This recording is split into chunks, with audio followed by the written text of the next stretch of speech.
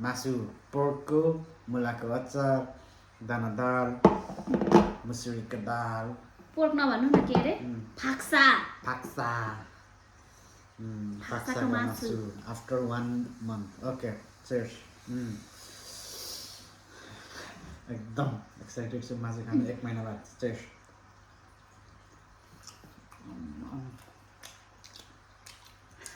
एक महिनापछि खाएको त राम राम राम राम.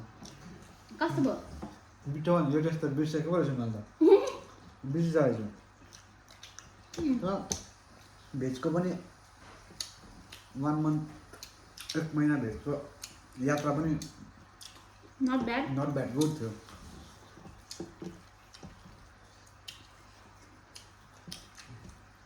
एक महिना बादपछि के अरे भेज खाएर आज मासु बनाउँदै गर्दाखेरि नखाउने पनि फिल आयो. हो त गाइज.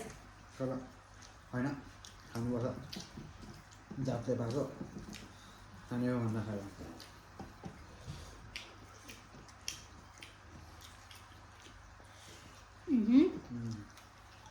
यम यम. जातले पाएको खाने हो.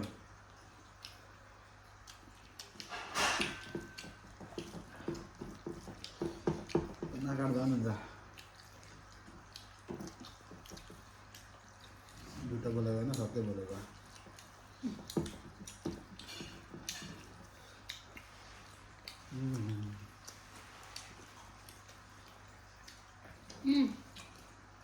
एक महिना बाद मासु खाना त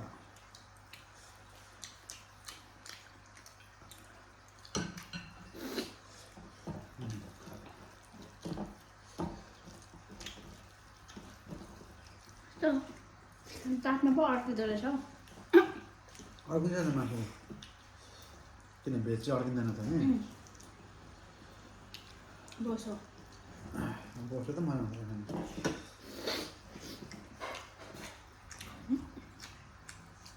राम्रो मासु चाहिन्छ. बोसो खानु सक्दिनँ. फल चाहिन्छ.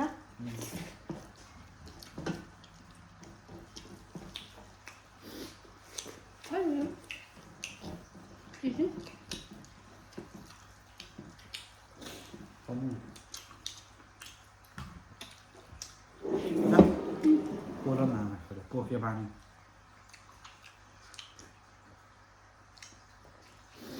जस्तै होला यो पोलो क्या.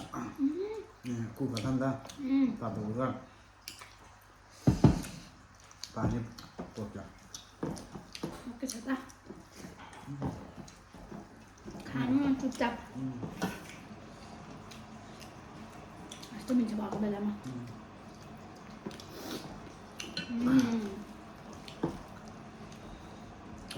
आएर मासु पकाएको.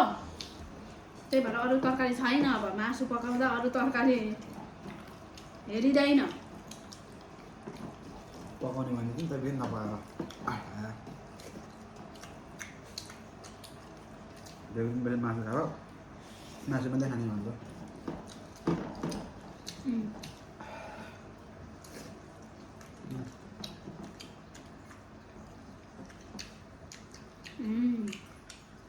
दाल